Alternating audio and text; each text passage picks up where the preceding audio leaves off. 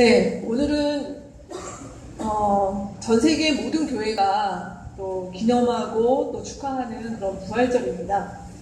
아까 유 목사님께서 광고하시면서도 말씀하셨는데 이 부활절을 상징하는 대표적인 상징물 두 가지로 계란과 백합, 이 두 가지를 보통 교회에서 많이들 사용을 하죠. 왜 그럴까요? 계란은 많이들 드셨죠? 교회에서 부활절 맞으시면서 계란 많이 드시고 너무 많아서 집에 와서 장조림 해먹는 저희 집 같은 집도 있었어요. 네. 네. 근데 계란 또 백합, 이것이 부활을 뭘 상징할까요? 계란은 이 생명이 과연 이 안에 있었을까는 이미 알고 있지만, 근데 그 안에서 닭의 알을 품으면서 일정 기간 지나면 그곳에서 작은 병아리가 그 단단한 껍질을 깨고 나오는 그런 모습으로 예수께서 죽음의 권세를 깨트리고 나오시는 것들을 이렇게 상징을 합니다. 오늘 좀 예쁘게 이렇게 장식은 안 했지만 어제 이렇게 장만했는데, 이 백합은 그러면 왜 부활의 상징일까요? 백합은 흰색 하얀 천사. 백합은 왜 부활의 상징일까요? 좀 많이 아실 줄 알았는데 말씀들 안 해주시는 건가요? 백합이 구근 식물이죠. 구근이 뭔지 아시죠? 이렇게 알뿌리처럼 이렇게 양파 같은 것들을 이 백합꽃을 피우려면 작년 아마 가을이나 이때쯤에 땅에 묻었다가 이 백합이 그 일정 기간을 지나서 그 단단한 그 알같이 생긴 요 구근에서 이제 새싹이 나면서 이렇게 꽃을 피우는, 그래서 이렇게 지나고 나면 또 꽃대를 자르고 다시 그 구근을 또 두었다가 냉장 보관했다가 이제 가을쯤 되면 다시 그렇게 심어서 하는, 그렇게 자라는 식물입니다. 그래서 이 부활의 상징으로 이 계란과 이 백합, 이 두 가지를 우리가 이렇게 사용을 하죠.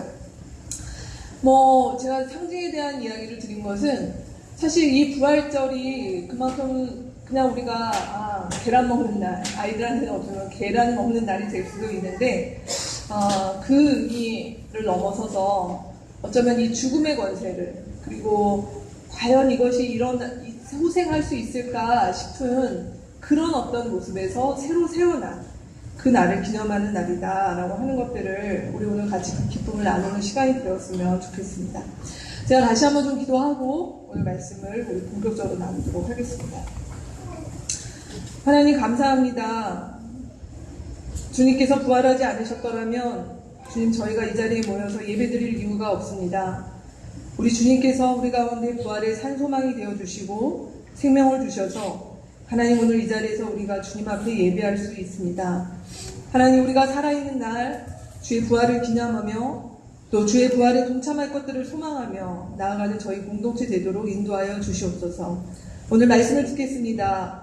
주님, 우리와 함께하여 주시옵소서. 예수님의 이름으로 기도합니다. 아멘. 저는 성경을 읽다 보면 참 궁금한 것이 많이 있습니다. 여러분 안 그러신가요? 저는 정말 궁금한 게 많아서 제가 중학교 때는 저희 중등부 목사님을 좀 괴롭혀드렸어요. 너무 궁금한 게 많아서 성경을 읽어서 이렇게 질문을 적어가서 주일마다 교회 가서 목사님 붙잡고 왜 이게 이렇게 되는가 하면서 이제 목사님하고 했는데, 아직도 사실은 궁금한 게 참 많이 있습니다.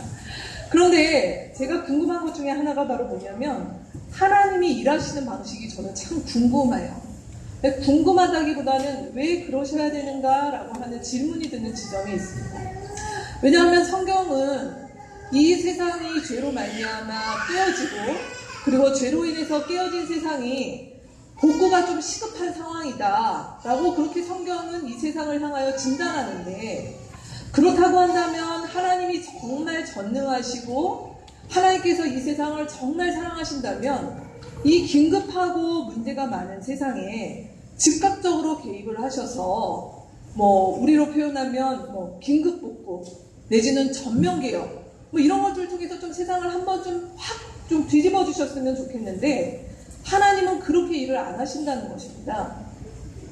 그래서 저는 성경을 이렇게 제가 읽어서 지금까지 공부하면서 바로는 왜 그렇게 안 하셨는가에 대해서는 성경은 사실 답변을 하지 않는 것 같습니다. 그래서 저는 나중에 주님 만날 때 사실 묻고 싶습니다. 왜 그렇게 하실 수 있는데 왜 그 방법을 안 하십니까? 그리고 오히려 하나님께서 하시는 방법은 무엇이냐면 한 사람을 택하시거나 아니면 한 민족을 택하셔서 그들을 붙잡고 씨름하시는 방식으로 하나님께서 일하신다라고 하는 것입니다. 자, 그래서 하나님께서 어떻게 일하시는가? 왜 그 방법을 하셨는가?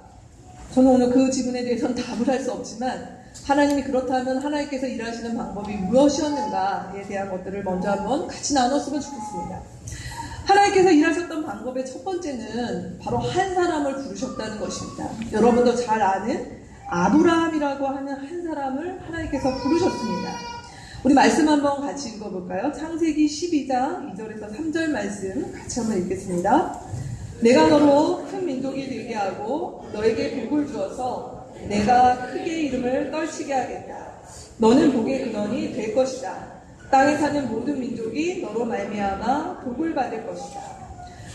하나님께서 첫 번째로 택한 사람은 아브라함이라고 하는 이 사람이었습니다. 근데 하나님께서 이 아브라함을 부르셔서 이 아브라함한테 이 얘기를 하셨을 때에 사실 아브라함은 자식이 없었어요. 자식이 없는 이 남자를 붙잡고 하나님께서 지금 그에게 당신의 계획을 나누시는데 하나님의 계획은 너무 큰 거죠. 전 지구적인 계획을 나누시는 거예요. 내가 너로 큰 민족을 만들겠다. 내가 너로 복의 근원을 잡겠다. 너 때문에 온 세상이 복을 받는 일들을 하겠다. 그런 계획을 아직 자식도 없는 아브라함을 붙잡고 막 쏟아내시는 것입니다. 자, 이 하나님의 계획은 그냥 아브라함 당대에 사실 이루어지지 않았습니다. 아브라함 당대에 이루어지지 않고 아브라함을 통해서 일어났던 것은 한 4, 5대쯤 지나서 그냥 한 작은 민족, 이스라엘이라고 하는 한 작은 민족이 일어나기 시작했던 것이죠.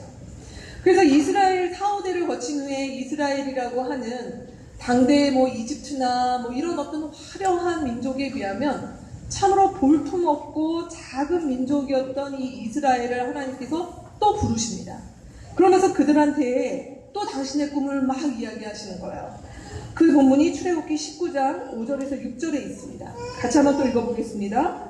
그러므로 너희는 내가 선택한 백성이 되고 너희의 나라는 나를 섬기는 제사장 나라가 되고 너희는 거룩한 민족이 될 것이다. 너는 이 말을 이스라엘 자손에게 알려주어라.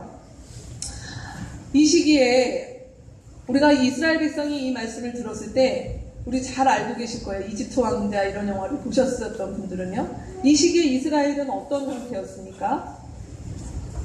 우리가 역사책에서 접했던 그 찬란한 이집트라고 하는 그 문명 세계에서 교육받은 사람들로 이 사람들이 있던 것이 아니라 그 이집트라고 하는 문명을 떠받치기 위해서 가장 하층에 있는 그 노예의 생활을 했던 사람들이었습니다.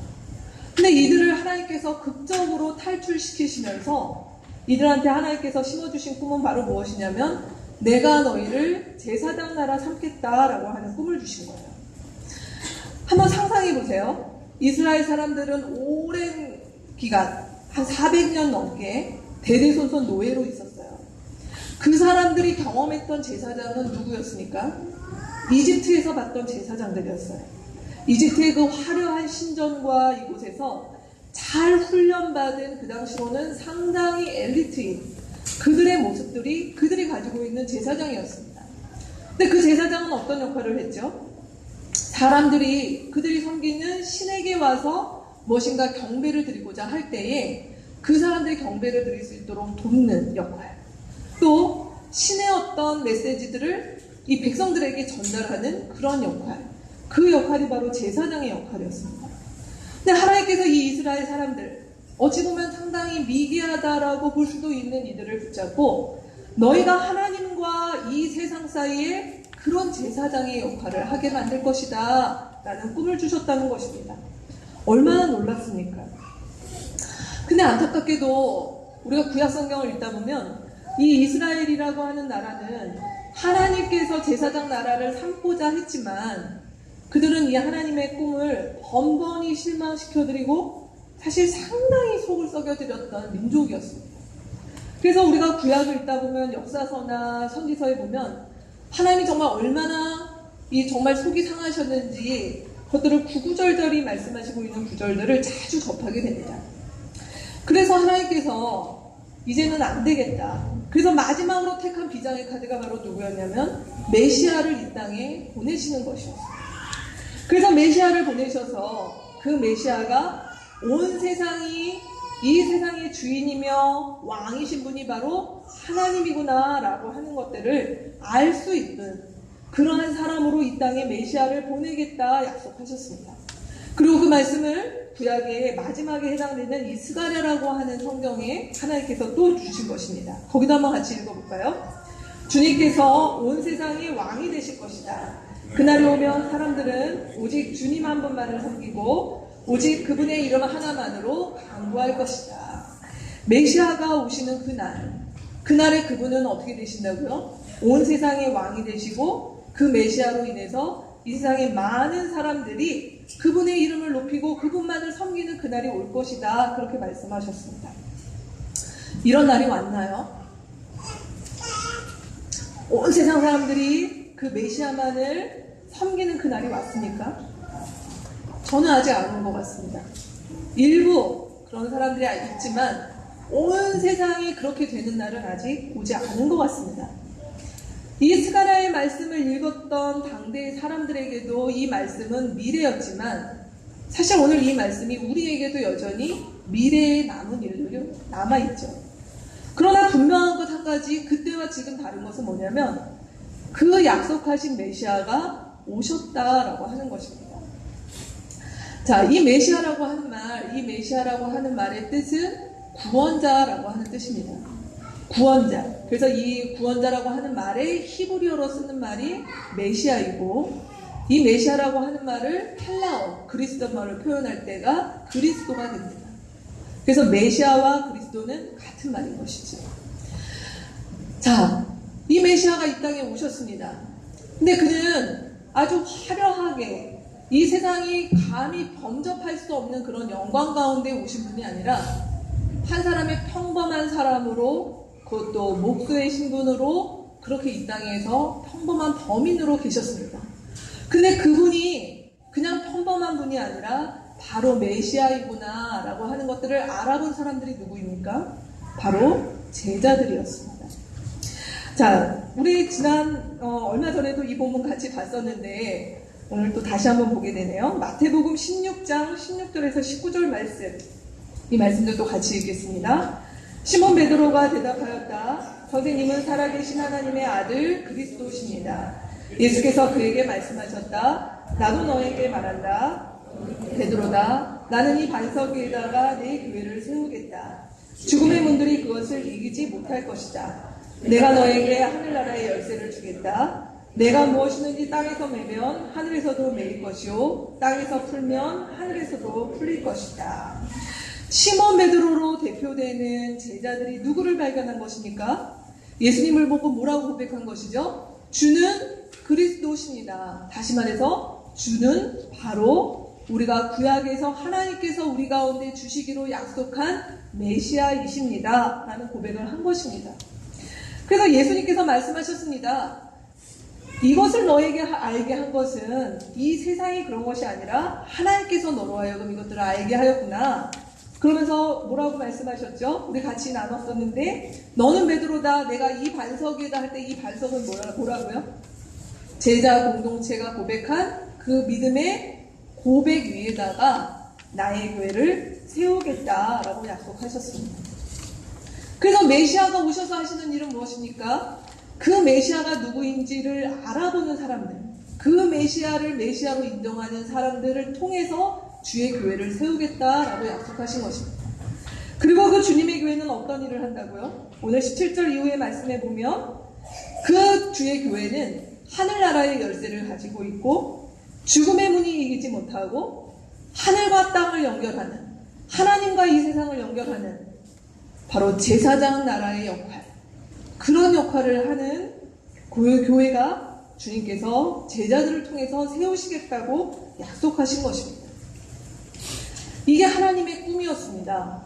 하나님께서 아브라함을, 그 옛날 아브라함을 붙잡고 씨름하셨을 때부터 또 말 잘 안 듣는 그 이스라엘 백성을 붙잡고 씨름하시면서 계속적으로 하나님께서 심어주셨던 하나님의 꿈은 내가 이 세상을, 이 깨어진 세상을, 이 죄가 많은 이 세상을 내가 새롭게 하는 길은 바로 하나님께서 약속하신 그 메시아를 보내셔서 그 메시아를 알아보는 사람들을 통해서 주의 교회를 세워서 이 세상을 바꾸겠다라고 하신 것이 주님의 계획이라는 것입니다. 그 주님께서 말씀하신 그 계획이 이루어져서 오늘 우리가 교회로 모이고 있는 것입니다. 마치 제가 계란이나 백합 얘기를 드렸는데요. 이 백합이 우리는 이렇게 보고 있지만 이 구근이 있었을 때 이 구근 속에 과연 어떤 꽃이 필까? 하얀 꽃이 필까? 노란 꽃이 필까? 우리는 모르는 것이죠. 근데 때가 되어져서 그것이 피어나서 우리는 그 꽃이 무엇인지 확인할 수 있습니다. 하나님께서 오랫동안 구약 속에서 약속하시고 품으셨던 주님의 꿈이 드디어 이 땅 가운데 펼쳐졌는데 그것이 교회입니다. 그렇다면 교회는 어떤 모습일까? 그것이 신약에 나와 있습니다. 신약에 여러 이미지로 나와 있는데 아주 대표적인 세 가지의 이미지 우리가 같이 한번 살펴보도록 하겠습니다. 첫 번째는 바로 무엇이냐면 신약에서 말씀하고 있는 교회의 첫 번째 그림은 하나님의 가족입니다. 말씀 에베소서 2장 19절, 디모데전서 3장 15절 제가 소개를 드렸는데요. 에베소서 2장 19절에 보시면 그러므로 이제부터 여러분은 외국 사람이나 나그네가 아니요 성도들과 함께 시민이며 하나님의 가족입니다. 이렇게 표현하고 있습니다. 하나님의 가족. 우리가 왜 하나님의 가족이 될 수 있을까요? 하나님의 가족이 될 수 있는 이유는 바로 우리가 하나님을 아버지라고 부를 수 있기 때문에 하나님의 가족이 되는 것입니다. 하나님을 아버지라고 부를 수도 없는 우리였는데 메시아이신 예수께서 오셔서 우리의 죄를 위해서 죽으시고 우리 가운데 생명의 길을 열어주시면서 열어놓으신 그 길이 바로 무엇이냐면 하나님을 아버지라고 부를 수 있는 그 길이었습니다. 디모데전서 3장 15절에는 이 하나님의 가족이 누구냐라고 표현을 하냐면 하나님의 가족 가운데 사람이 어떻게 처신해야 되는지를 그대가 알게 하려는 것입니다. 이 하나님의 가족은 살아계신 하나님의 교회요 진리의 기둥과 터라고 이야기합니다. 신약 성경 전체에 하나님의 가족이라는 말이 나오는 본문이 딱 여기 두 곳입니다. 근데 이 두 곳에서 말씀하고 있는 것은 바로 하나님의 가족, 그곳이 바로 교회다라고 이야기하고 있는 것입니다. 그래서 우리는 이것 때문에 교회에서 형제님, 자매님이라고 부르는 것입니다. 이 세상 가운데서 우리는 서로 어떠한 혈연관계가 이 가운데 혈연관계로 맺어서 오신 분들이 거의 없으신 걸로 제가 보여지는데요. 그럼에도 불구하고 우리가 교회 안에서 형제자매라고 부를 수 있는 이유는 한 하나님 아버지를 모시고 따르기 때문이다라는 것입니다. 두 번째로 성경에 나오는 교회의 이미지는 그리스도의 몸입니다. 로마서 12장 5절에 보면 이렇게 말씀하고 있습니다. 이와 같이 우리도 여럿이지만 그리스도 안에서 한 몸을 이루고 있습니다 라고 말하고 있습니다. 그리고 고린도전서 12장의 말씀에 보면 몸은 하나이지만 많은 지체가 있고 몸의 지체는 많지만 그들이 모두 한 몸이듯이 그리스도도 그러하십니다. 우리는 유대 사람이든지 그리스도 사람이든지 종이든지 자유인이든지 같이 읽겠습니다. 모두 한 성령으로 세례를 받아서 한 몸이 되었고 또 모두 한 성령을 마시게 되었습니다. 우리 오늘 읽은 지금 두 개의 본문에 하나, 한 이게 전부 몇 번 나올까요?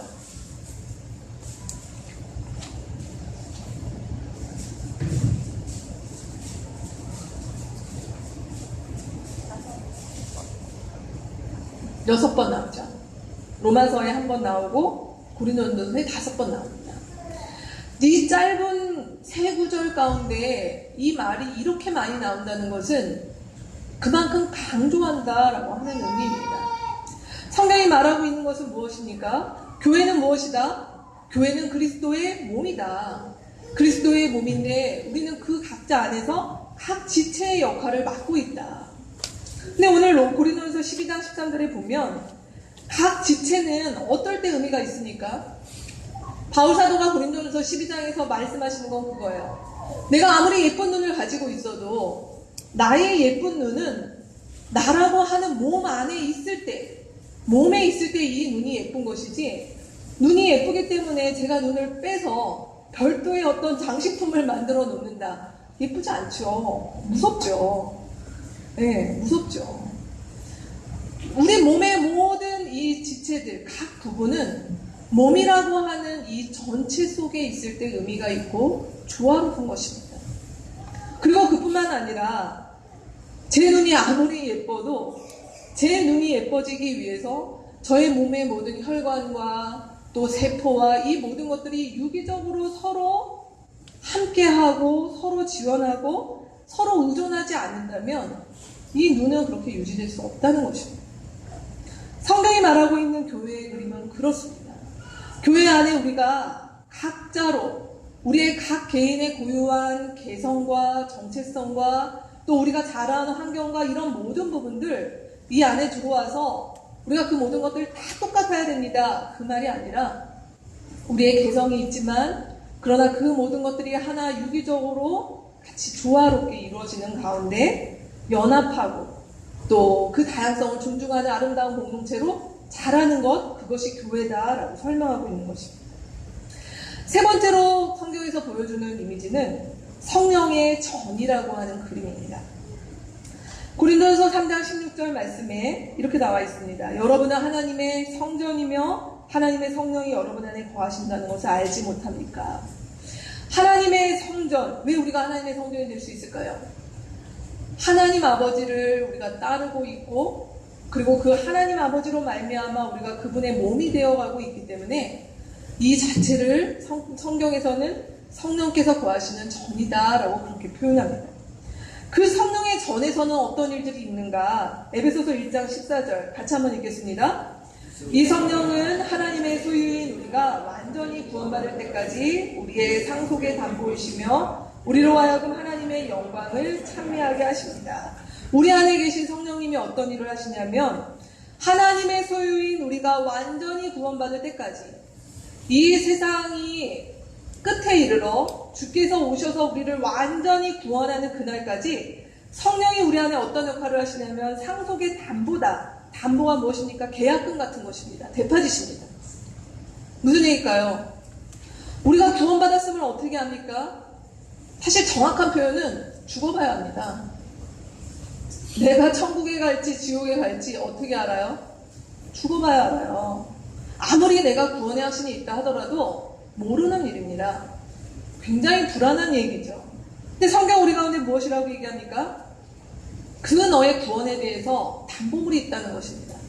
어떤 담보요? 우리 안에 계시는 성령께서 우리 안에 그 보증금 같은 역할을 하시는 것입니다. 그러니까 우리 안에 계셔서 나의 구원이 약해질 때 내가 주님에게서 멀어질 때 그분이 우리 안에서 말씀하십니다. 그분이 우리 안에서 예배하게 하십니다. 그분이 우리 안에 주의 말씀을 들리게 하십니다. 그 역할이 그 뒷부분에 에베소서 1장 14절 뒷부분에 나오는 말입니다. 우리로 하여금 하나님의 영광을 찬미하게 하십니다. 하나님의 성령이 우리 안에 없는 사람은 하나님을 찬양할 수 없어요.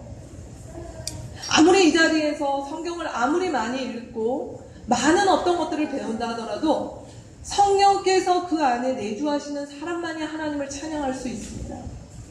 그래서 우리가 하나님께 예배할 수 있고 하나님을 찬양할 수 있고 나의 삶의 어떤 어려움과 일들 속에서 주님을 의지할 수 있는 것은 내가 하는 것이 아니라 내 안에 성령께서 계셔서 나와 함께 하시는 일입니다. 그 일로 말미암아 우리는 내가 지금 주님이 나 안에 함께 계시는구나. 그러기 때문에 내가 언젠가 이 땅을 떠나 주님 앞에 서는 그날에도 내가 지옥에 가지 아니하고 주 앞에 주의 백성으로 갈 수 있는 거구나 라고 하는 것을 믿을 수 있다는 것입니다. 그게 성령께서 우리 안에 하시는 일이다 라고 말씀하고 있습니다. 자, 지금 이렇게 세 가지 이미지를 말씀드렸어요. 하나님의 가족, 그리스도의 몸, 성령의 전.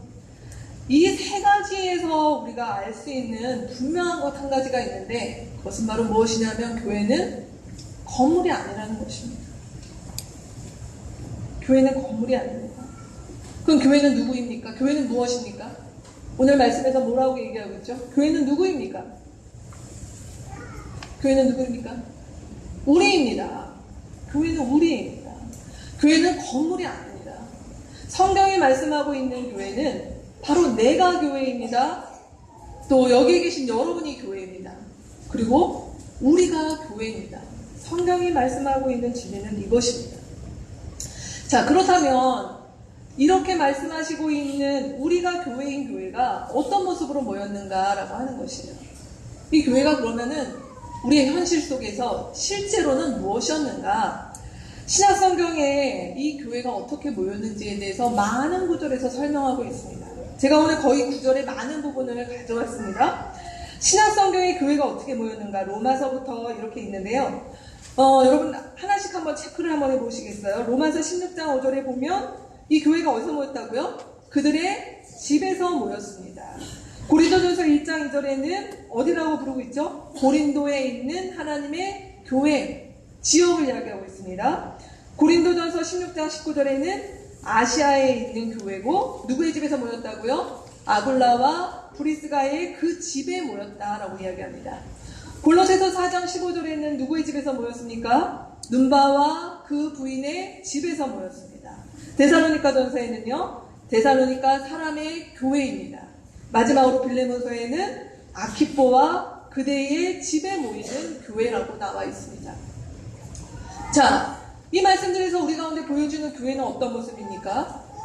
이 교회는 하나님의 자녀들이 서로에게 헌신하여 정기적으로 집에서 모이는 모임이었습니다. 성경이 우리 가운데 보여주고 있는 교회의 모델은 바로 집에서 모이는 교회. 예수 그리스도를 메시아로 고백한 사람들이 정기적으로 그들의 집에서 모이는 교회를 교회라고 설명하고 있었습니다. 이것을 한국에서는 집에서 모이는 교회, 이름이 기니까 이걸 이렇게 가정교회 이렇게 번역을 하게 된 것 같습니다. 집에서 모이는 교회, 그것이 성경에서 가르치고 있는 교회입니다. 이 교회가 얼마나 아름다운 모습이었냐면요, 1세기나 2세기 때에 살았던 사람들의 그 증언들이 아직까지 많은 기록으로 있습니다. 1세기 교부였던, 1세기 지도자였기도 했던 오리겐이라고 했던 사람이 썼던 그 글에는 어떤 내용이 나왔냐면, 제가 좀 읽어볼게요. 돈과 재산을 무엇보다 소중히 여겼었지만 이제는 가진 것을 공동의 일에 이바지하고자 내어놓고 누구든지 아쉬운 사람과 나누어 가지는 우리들입니다.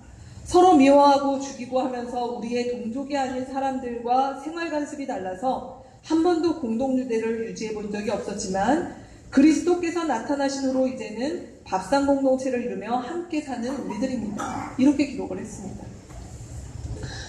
우리는 성경을 읽을 때 조금 착각하게 되는 부분이 무엇이냐면요, 1세기 때 이렇게 집에서 모이는 사람들이 우리 사도행전에 보면 베드로도 그렇고 바울도 그렇고 어디 이렇게 광장에 나가서 이렇게 막 전도를 하니까 초대교회가 성장하게 된 것은 이런 어떤 사람들이 나가서 막 우리식으로 얘기하면 노방전도를 해서 이렇게 전도가 되었구나, 이렇게 생각할 수 있습니다. 근데 그 베드로와 바울이 그렇게 공개적으로 전도했던 것은 사실 굉장히 짧은 시간이었고요. 그 시간이 지나서 교회는 바로 교회의 박해와 그리고 핍박의 시간, 순교의 시대로 바로 접어들게 됩니다.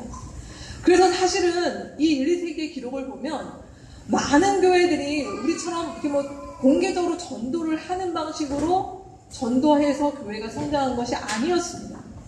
오히려 1, 2세기의 많은 기록들은 뭘 얘기하고 있냐면, 저들은 다르다.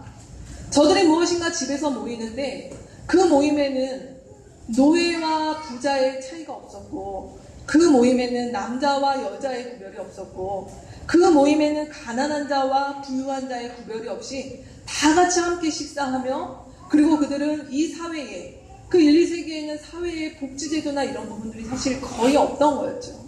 근데 교회가 앞장서서 불우한 과부들과 고아들과 또 어떤 행여자들의 장례식까지 치러주면서 교회가 그 사회 속에서 다른 사람들이다라고 하는 평가를 받으며 주변의 사람들을 모으기 시작했던 것입니다. 이런 시간들을 쭉 교회는 지나왔습니다. 그러는 가운데 교회가 탄압과 박해와 그 순교의 시대를 접어들게 되었죠. 이 시기에는 교회가 어떻게 들어갔을까요? 지하로 들어갔습니다. 공개되지 않았습니다. 이번 주에도 페이스북에 이렇게 도는 어떤 기사를 하나 여러분도 아마 보셨던 분들이 있을 것 같은데, 터키에서 어떤 한 사람이 자기 집 이렇게 지하에 뭔가 문이 있어서 열어봤더니 그 지하 도시가 발굴된 이야기가 있어요. 자료 사진들이 있는데, 그 지하 도시가 어떤 도시냐면 이 기독교 박해 때 기독교인들이 지하로 숨어들어서 그곳에 도시를 아예 만든 것입니다. 그래서 지하 몇 층까지, 그래서 이 물이 흐르는 곳까지 도시를 만들어서 그곳에 학교와 숙소와 뭐 축사와 예배당과 이런 모든 것들이 지하 도시에 있는 그런 것들을 만들면서 살았습니다. 그래서 기록에 보면 이 시기에 박해가 얼마나 심했던지 어떤 사람들은 태어나서 죽을 때까지 그 도시 밖을 나가본 적이 없는, 그래서 햇빛을 아예 본 적이 없는, 그러면서까지 신앙을 지켰다라고 하는 기록도 있을 정도입니다. 근데 이러한 어려운 때에, 그 박해의 시기에 이 교회는 그 속에서 어떻게 보면 위축되거나 이렇게 줄어든 것이 아니라 더 뜨겁게 교회와 이 복음이 확산되어지고, 결국 그 일이 어떻게 되었습니까? 3세기경 기독교가 공인되는 때에 이르게 됐죠. 그래서 이 어려움의 시기를 지나서 주 312년 콘스탄티누스 황제 때 밀라노 칙령이라고 하는 것이 발의가 됩니다. 그러면서 기독교가 드디어 공인이 됩니다. 이 기독교의 공인이라고 하는 것은 장단점이 너무나 분명했습니다. 왜냐하면 기독교가 공인되었기 때문에 그동안 많은 순교와 어려움과 제가 아까 말씀드렸던 어떤 일상이 힘든 그런 어떤 어려움 가운데 있었던 많은 그리스도인들이 이제는 정상적인 어떤 사회생활을 하게 되고, 또 기독교가 공인되다 보니까 더 이상 순교나 이런 어려움은 없어지게 되었죠. 그러나 그 이면에는 기독교가 공인된 이후에 어떤 일들이 있기 시작을 했냐면, 이 기독교가 공인된 이후에는 더 이상 박해와 순교로 인한 어려움이 아니라 이 세상의 유혹과 권력의 중심에 이 기독교가 놓이는 일이 가기 시작을 합니다. 제 설교 안에 정리를 좀 해드렸습니다. 이 3세기 때부터 일어난 그 중세 1000년의 암흑기 동안 있었던 일은 바로 무엇이냐면, 교회가 제도권 속에 들어간 것입니다. 즉 로마가 공인하는 교회만이 교회가 된 것입니다. 그 교회는 어떤 교회입니까? 이제 기독교를 국교로 삼으면서 이 국가에서 세금으로 교회를 지을 수가 있습니다. 그래서 가정에서 더 이상 모이는 교회가 아니라 좋은 곳에 아주 크고 화려한 건물들, 예배당들이 지어지기 시작을 했습니다. 그 화려하고 큰 예배당들을 유지하기 위해서는 그곳에서 일하는 사람들이 필요했죠. 그곳이 바로 성직자들입니다. 그래서 성직자들이 그 성당에 고용되어지고 성직자 체계가 잡히기 시작합니다. 그리고 그들을 위해서, 그들의 생활을 위해서 사례비가 나가야 되는 부분이죠. 그러면 이렇게 교회가 유지되어지고 하려면 어떻게 하겠습니까? 계속적으로 사람들을 모으고 그 사람들한테 무엇인가를 제공할 수 있는 프로그램이나 예전이나 예식, 이런 것들이 발달할 수밖에 없습니다. 그래서 교회 안에는 관리와 기획과 프로그램들이 이때부터 본격적으로 도입되기 시작합니다. 그리고 로마는 바로 이 같은 교회를 공인된 교회로 했습니다. 그러면 이 말은 무슨 말일까요? 이 공인된 교회 외에는 사이비입니다. 불법입니다. 그래서 기독교가 공인되어서 좋기는 했지만 기존의 각 가정에서 모이던 교회가 불법 모임이 되고 말았습니다. 그래서 가정교회는 이때부터 오히려 탄압을 받기 시작을 했고, 이제 교회는 어떤 곳입니까? 어느 건물에, 그 건물에 일정한 시간에, 일정한 날에 가서 드리는 예배, 그것이 바로 교회 생활로 자리 잡혀지기 시작했습니다. 이렇게 기독교가 공인된 이후에 이로 말미암아 생겨난 그 1000년 동안의 중세의 암흑기 동안 있었던 일로 말미암아 어떤 결과들이 나오기 시작을 했냐면, 바로 교회는 성직자 중심의 교회가 되었습니다.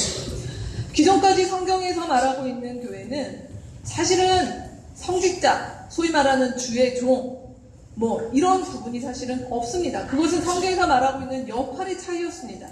어떤 사람은 말씀을 전하는 은사가 있고, 어떤 사람은 목양의 은사가 있고, 이렇게 보신 것이지, 주의 종의 레벨에 있는 사람이 있고, 일반 평신도가 있는 것이 아니었습니다. 근데 기독교가 공인된 이후로 교회가 제도권되면서 이 성직자 중심의 교회가 되고 만 것입니다. 두 번째로는 기존의 교회는 교제가 중심인 가정에서 모이는 아주 자연스러운 모임의 교제 공동체였습니다. 근데 이제는 그렇게 할 수가 없죠. 큰 건물 안에, 큰 예배당 안에 많은 사람을 모아놨습니다. 몇백 명, 1000명 넘는 사람들이 모였는데 어떻게 식사를 하겠습니까? 그때부터 나눠지기 시작한 것이 바로 성찬과 애찬이 구분되기 시작한 것입니다. 성경에는 성찬과 애찬의 구분이 없습니다. 예수님께서 하신 성만찬이 요즘처럼 이게 목사님들이 가운을 입고 이렇게 반짝반짝 빛나는 그릇에다 그렇게 놓고 식사하신 게 아닙니다. 우리로 얘기하면 밥그릇, 국그릇, 포도주 잔 놓고 같이 즐겁게 마시면서 하셨던 저녁 식사의 자리가 성찬이요 애찬이었습니다. 근데 그 큰 교회가 생겨나면서 더 이상 이렇게 할 수가 없죠. 그 많은 사람들 어떻게 식사를 하겠습니까? 그래서 어떻게 합니까? 작은 빵과 작은 포도주를 주면서 이것이 실제 식사가 아니라 주의 몸과 피를 나누는 상징으로 만들어버리고 만 것입니다. 그러면서 자연스럽게 교회는 이원론에 빠져들어갈 것입니다. 그래서 거룩한 것들이 나눠지게 돼요. 거룩한 물건, 성물, 거룩한 곳, 성당, 거룩한 물도 있죠. 성수, 거룩한 날, 성인, 거룩한 예식, 성례, 거룩한 사람, 성인, 이렇게 하면서 구분하기 시작하는 그 이원론이 교회 안에 만연하기 시작합니다. 그리고 급기야 이 중세 천년의 마지막에는 어떤 일이 있는가? 성경이 너무나 거룩한 책이기 때문에 이 성경은 거룩한 성직자들 외에는 읽을 수가 없다. 그래서 성경을 성직자들만 읽도록 만드는 법이 만들어집니다. 그리고 일반 사람들은 성경을 읽지 못하고 그 성직자들이 아무렇게나 해석하는 말씀도 주의 말씀으로 받아들이는 일들이 벌어지게 된 것입니다. 그게 중세 천년 동안 있었던 이 초대교회의 아름다운 교회의 모습들이 어그러지고 교회가 종교 권력이 되고 그리고 일상 가운데 있었던 삶의 예배가 무너지고 이렇게 종교가 예식화되는 기독교가 예식화된 그런 암흑의 시기가 중세 천년의 시기였습니다. 우리가 아는 대로 이 시기에 이제 마지막에 더는 이 시기를 견딜 수 없어서 일어나게 된 운동이 바로 종교개혁이었던 것이죠. 그래서 1517년 마틴 루터에 의해서 종교개혁이 시작되었습니다. 그 종교개혁에 5가지 정신이 있습니다. 제가 설교 안에 말씀드렸는데요. 여러분 편하게 읽으실 수 있습니다. 우리 한글로 한번 읽어볼까요? 첫 번째가 뭐라고요? 오직 성경. 두 번째, 오직 그리스도, 오직 은혜, 오직 믿음, 오직 주만 영광 받으심. 이 5가지 모토는 무엇을 이야기합니까? 지난 중세 천년의 기간 동안 교회가 성경 이외의 것들로 진리를 말할 수 있고 오직 그리스도만이 구원의 길인데 구원에 이르는 길을 위해서 그리스도 외에도 선행을 쌓아야 된다라고 가르쳤었고 오직 은혜와 믿음을 강조하고 주의 영광을 받으시는 것들을 교회와 성직자들이 독점했던 것들에 대해서 그것이 아니다라고 외친 것이 바로 종교개혁이었던 것입니다. 후대의 많은 학자들이 이 종교개혁에 대해서 사실 오늘 우리는 종교개혁의 후대들이죠. 저희 개신교는요. 하지만 이 종교개혁에 한계가 있었습니다. 그것은 바로 무엇이냐면 이 성경의 이 무너진 진리들을 상당히 바로잡아 놓기는 했지만 이 성경의 진리를 담아내야 되는 이 교회를 바로 세우는 일들은 종교개혁자들이 못한 것입니다. 그래서 여전히 종교개혁자들에 의해서 루터나 칼빈이나 이런 사람들에서 종교개혁을 외치고 다른 개혁교회들, 다른 개신교회들이 세워졌지만 여전히 그들에 의해서 세워지고 그리고 그들의 후예였던 우리들이 받고 있는 교회의 모습도 우리가 인식하는 교회의 모습은 여전히 무엇입니까? 아직도 여전히 제도적인 교회. 교회는 여전히 수직적인. 그래서 목사가 있고 장로가 있고 안수집사가 있고 집사가 있는 어떤 그런 체계. 또 건물 중심의 교회. 사실 여기서 우리는 완전히 자유롭지 못하다는 것입니다.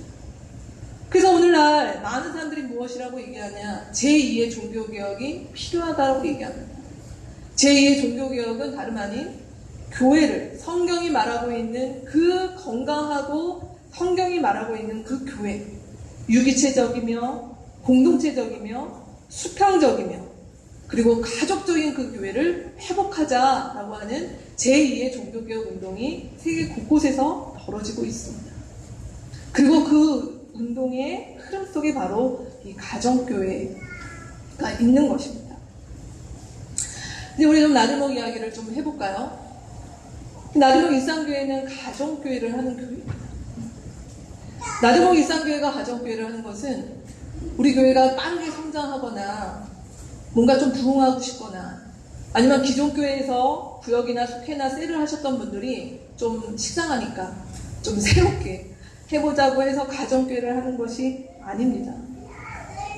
제가 지금까지 많은 이야기들을 함께 나눴던 모습 속에서 사실 가정교회는 하나님께서 이 땅 가운데 당신의 이 세상을 회복하기 위해서 하나님께서 계획하고 계셨던 당신의 그 계획을 가장 잘 할 수 있는, 그래서 여전히 그 불변하는 진리를 오늘날 이 시대까지도 담아낼 수 있는 바로 그 형식이 가정교회다라고 하는 것입니다.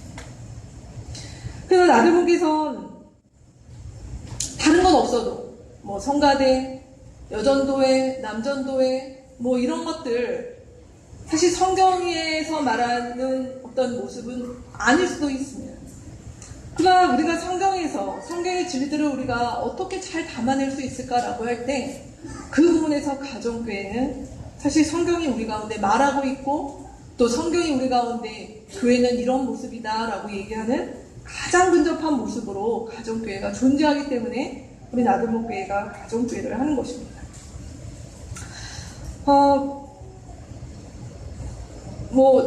어떻게 보면 이 시간 동안 기독교 2000년 역사를 이렇게 쭉 화면 보면서 우리가 어디에 와 있는가를 같이 좀 나눴는데요. 다시 한번 성경으로 한번 돌아가 보시고 다시 예수님의 얘기로 한번 돌아가 보겠습니까? 시간이 이렇게 지나서 이 땅의 교회에는 많은 부침들이 있었지만 사실 예수님이 우리 가운데 말씀하셨던 것들은 너무 심플한 이야기입니다. 요한복음 13장 34절에서 35절에 보면 예수님께서 제자들에게 하신 말씀은 너무 단순했습니다. 내가 너희 가운데 세 계명을 준다. 그 계명은 무엇이냐? 서로 사랑하여라 말씀하셨습니다. 마태복음 28장 예수님께서 부활하시고 승천하시기 전에 주신 말씀이 있습니다. 그 말씀은 무엇입니까? 이제 내가 너희한테 원하는 것은 너희가 나의 제자가 되어서 내가 너희에게 가르쳤던 것들, 그 가르친 것은 무엇입니까? 너희가 함께 서로 사랑하는 교회 공동체로 이 땅에 있으라고 하는 그것들을 드러내는 자들로 있으라고 말씀하신 것입니다. 그리고 이를 받아서 에베소서의 바울사도께서 뭐라고 말씀하셨습니까? 그 교회야말로 이 세상이 허무에 굴복한 이 세상을 충만하게 할 수 있는 하나님의 유일한 방법입니다 라고 말씀하신 것입니다. 이 세 말씀을 이렇게 버무리면 여러분의 설교 안에 있는 볼프강 징존이라고 하는 이 가정교회 전문가이신데요, 이분의 말도 우리가 압축할 수가 있습니다. 가정교회는 뭐 하시는 곳인가? 한번 읽어보겠습니까? 가정교회는 성도의 집에서 모이는 그리스도의 몸, 곧 세 번을 심한 사람들로 이루어진 공동체이다. 이들은 먼저 수직적으로 하나님께 회심했고 수평적으로 서로에게 회심했으며 사랑과 자비와 능력으로 세상을 섬기는 일에 대해 회심합니다. 성도는 세 번 회심한다. 네, 회심은 우리가 한 번이죠. 그러나 이 우리의 회심의 세 가지 방향이 있는 것입니다. 우리가 그리스도를 믿는다는 것은 하나님 앞에서만 내가 회심하는 것이 아닙니다. 우리가 서로 사랑하는, 피 한 방울 섞이지 않았지만 한 하나님을 아버지라고 부르는 그 형제자매들에 대해서 우리가 헌신하는 일에 회심합니다. 그리고 그 회심으로 이 땅에 교회를 왜 세우셨습니까? 교회가 잘 되라고 하나님께서 우리를 너희끼리 잘 먹고 잘 살으라고 교회를 세우신 게 아니라 이 험에 굴복한 세상이 하나님께 돌아올 수 있도록 너희가 그 다리 역할을 하지 않겠냐? 그 일을 위해서 우리의 회심, 우리의 교회가 하는 일들이 세상을 향해서도 나아가야 되는 것, 그 일을 위해 우리가 교회로 부르셨고, 그리고 그 일을 우리는 가정교회에서 하는 교회입니다. 말씀을 맺겠습니다. 나들목의 가정교회, 우리가 가정교회를 하는 것에 대해서 이번 한 달간 우리 말씀을 좀 같이 나눌 텐데요. 이제 그저께 어제 이제 말씀을 계속 마무리하면서 사실 제 마음 가운데 서론해드렸던 그 질문이 또 제 마음 가운데 이렇게 와서 부딪히는 한 주였던 것 같습니다. 이번 한 주 뉴스에서 또 우리가 대부분 많이 접하셨을 텐데 또 세월호 유가족들이 이렇게 머리를 미는 그 사건을 좀 보게 되었습니다. 제가 하나님 앞에 좀 투정 아닌 투정을 부리게 되었습니다.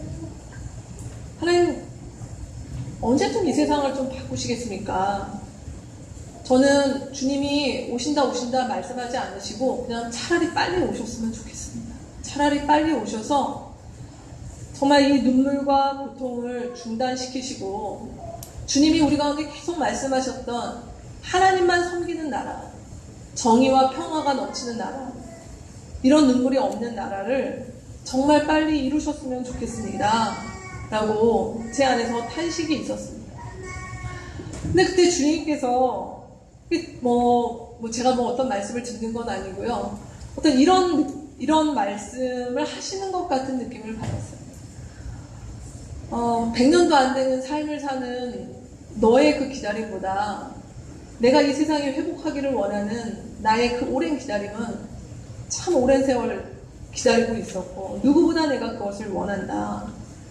근데 그것을 원하지만 난 이 세상을 내가 지금까지 일관되게 해왔던 방법, 바로 작은 겨자씨와 같은 그 일들 속에서 나의 나라가 확장되는 그 일들을 지금까지 쉬지 않고 일관되게 나는 지금까지 해왔다.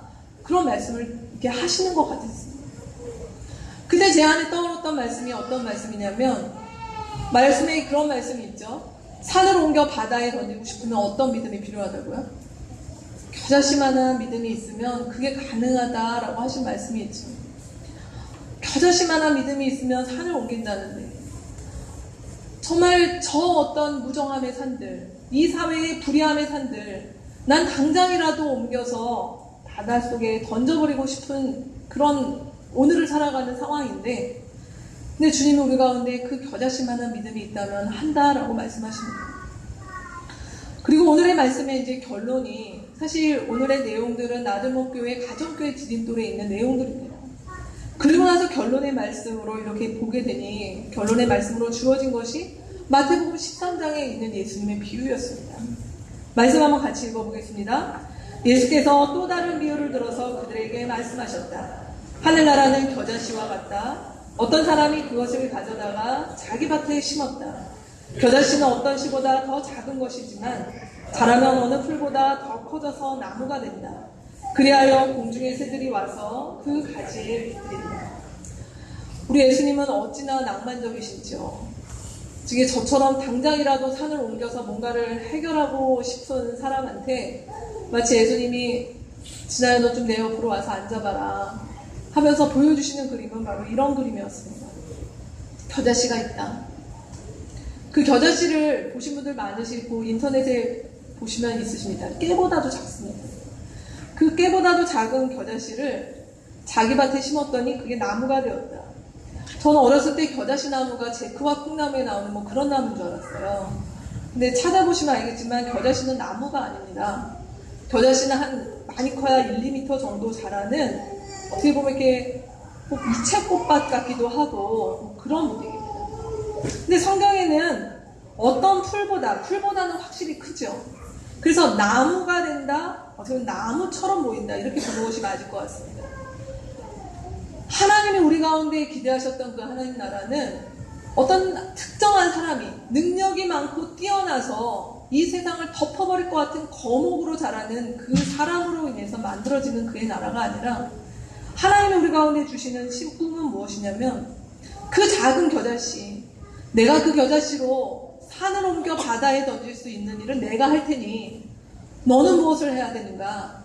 그 겨자씨를 너의 밭에 갖다 심어라. 너의 집에 갖다 심어라. 그 겨자씨를 너의 거실에 갖다 심어라. 그래서 그곳에서 그 나무가 자라서 그 나무는 어떤 나무가 되느냐? 공중의 새들조차 와서 쉴 수 있는 곳이 되게 만들어라 하십니다.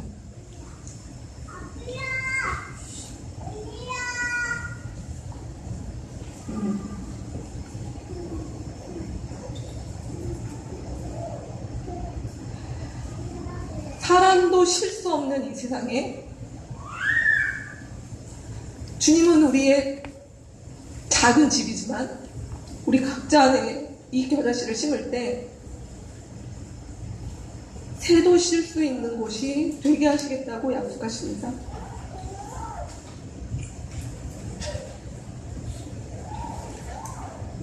저는 사실 하나님의 이 일하시는 방식을 이해할 수는 없습니다. 이 세상이 너무 불의하고 악해서 하나님께서 보다 큰 일을 좀 하셨으면 좋겠는데 하나님은 우리 가운데 오늘 뭐라고 말씀하시냐면 그 겨자씨에 너희 자신을 바치라고 말씀하십니다. 그 겨자씨를 우리의 밭에, 우리의 가정에, 그래서 그곳에서 하나님 나라가 시작하는 일에 너의 인생을 걸어보지 않겠는가. 그것이 바로 교회라고 하는 것들을 믿음으로 보면서 가지 않겠는가 말씀하십니다. 그리고 그 일을 통해서 사람도 쉴 수 없는 이 세상 가운데 새마저도 쉴 수 있는 그런 곳들을 만들어봐라. 그리고 그곳이 교회가 되게 해라. 그곳이 나들목 일상교회가 되게 하라. 주님께서 우리 가운데 그렇게 도전하고 있으십니다. 죄송합니다.